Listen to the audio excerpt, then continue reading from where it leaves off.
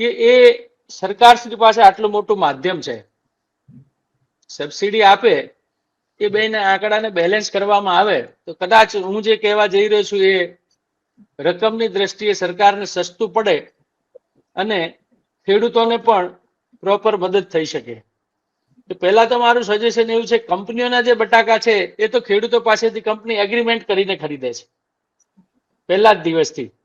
એમાં ખેડૂતનો કોઈ માલ રહેતો જ નથી પ્રોસેસિંગ વેરાયટીમાં. તો એનું વર્ગીકરણ કરી અલગ કરી દેવામાં આવે. ખાવાના જે બટાકા છે 3 કરોડ 3-3.5 કરોડ કટ્ટા છે ગુજરાતમાં.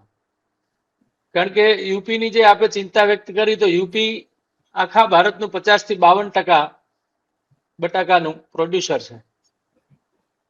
તો ગુજરાતના ખેડૂતોના માની લો કે 50 લાખ કરોડ કટ્ટા ખરીદવામાં આવે અને ધારો કે ખેડૂતના 3 રૂપિયા જાય પણ રિટેલ તો 20 રૂપિયા જ હોય છે, તો માની લો કે અનુકૂળતા થાય તો સરકારશ્રી દ્વારા સસ્તા અનાજની દુકાન, આંગણવાડી કેન્દ્ર, સખી કેન્દ્રો જેને સરકારશ્રી દ્વારા સહાય આપવામાં આવે છે, એમના થ્રુ જો એ વેચાણ કરવામાં આવે ખરીદેલા બટાકા